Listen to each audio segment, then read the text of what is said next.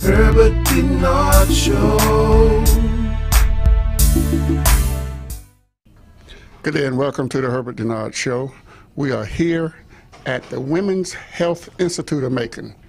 Total health care for women. Dr. Umerah, what exactly is the Women's Health Institute of Macon? The Women's Health, thank you so much, Mr. Dennard. The Women's Health Institute of Macon is a concept my wife and I came up with, where we provide total health care package for women, from their general well-being to obstetrical and gynecological care. So for a person like gynecological care and other kind of care for women. Yes. And this is your wife, she's also a doctor? Yes. Yes, thank you very much. Tell us about, what do you do? What do you do here, the two of you? Okay, what we do here at the Women's Health Institute is we actually take care of the woman from her gynecological care. We do outpatient procedures, GYN procedures. We take care of the obstetrical needs.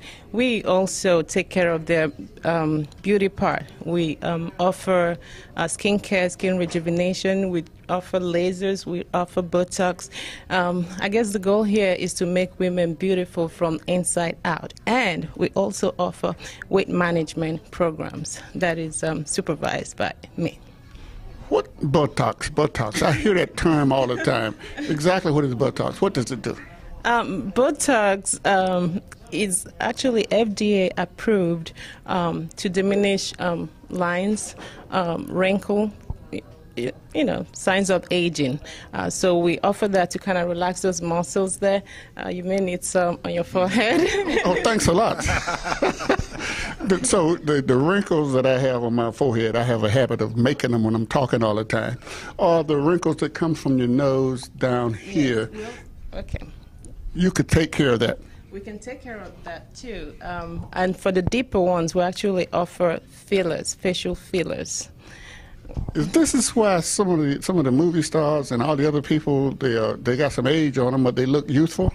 Yes, exactly. And that is our aim, is to make women of Macon look like movie stars. So we don't just take care of their medical needs or their gynecologic need or doing surgery on them. We also make them lose weight and look good. By the time they finish losing weight, then we can take off the veins and make their face look very beautiful. And they look like the Hollywood stars that everybody sees on TV. That's the goal of the Women's Health Institute of Macon, is to make women look beautiful. What about us men? Like your wife looked at me and told me, you got all those wrinkles across your forehead. What about men? You don't deal with men at all? No, we'll probably have to send you to somewhere else where they deal with men. What we do here is exclusively, this is a healthcare boutique designed exclusively with women in mind. Okay. Tell me, we all, when we hear doctors speaking, we like to know their background and what kind of school they went to and everything else. Tell us about your medical records, your medical school. Yes, I went to medical school at University of North Carolina at Chapel Hill, School of Medicine, class of '94. That's the school that Michael Jordan used to play basketball for. Exactly. Actually, when I came there, when I started my undergrad, was the year Michael Jordan was leaving, so I never did get to meet him. But of course, I'm a Tar Heel man. So after medical school, I went to Philadelphia for my residency. I did my residency at Hahnemann University Hospital. It's now Drexel University Hospital. I did my residency. I did some work in internal medicine. Then I did a full 4 years of OBGYN in Philly, and then I moved to Pittsburgh as an attending physician, and while I was there, I decided to get some more education. So I also have an MBA from Carnegie Mellon University in Pittsburgh, and I also have a master's in healthcare policy, also from John Hines School of Public Policy at Carnegie Mellon University. You've had a lot of schooling. I tell people that's an excuse to get out of the house. Okay.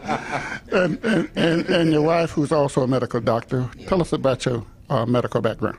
Well, I did my undergrad in Nigeria, and I came here, did a couple of externships.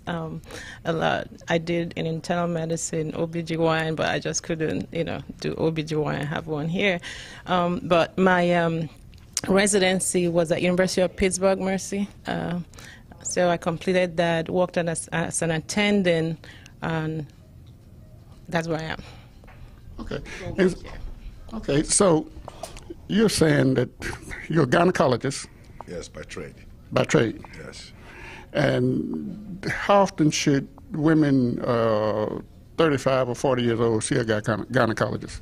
If you ask me, they should be seeing me every day, but ideally they should, women should be getting their annual exams, and then based on the gynecologist's recommendations, the pap smears could be varied.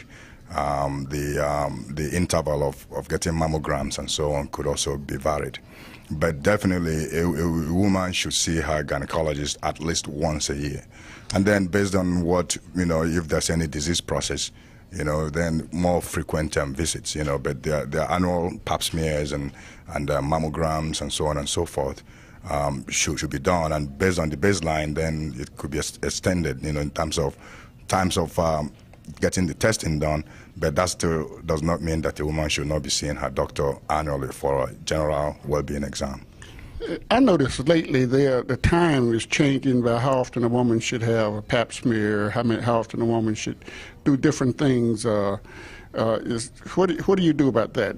As the time changes, as more information come in, I noticed that the times is changing on how often a person should see the doctor, how often they should have pap smears, etc. Yes, ideally, starting at the age of 21, a woman should get her pap smear. And then, depending on the outcome of the pap smear result, it could be varied to every other year or to actually even more frequently than every year, maybe every 6 months, depending on what type of abnormality that was noticed on the pap smear and what further follow-up needs to be done. Well, all of this kind of awareness and things going on now help prolong the life for women or men, all these different tests that we do? Oh, yeah, definitely. Right now, we're keen in more on preventative medicine, more so than, finding out they are at end stage and trying to cure. So, yeah, it does. Say for instance, you had just asked me about annual screening. Excuse me. Cervical cancer, as you may know, is one of the cancers, actually the only cancer that we know now that is sexually transmitted. Cervical cancer is sexually transmitted? Yes, it is caused. It is caused by certain strains of HPV, human papillomavirus, the same virus that causes what? Certain strains of that cause cervical cancer.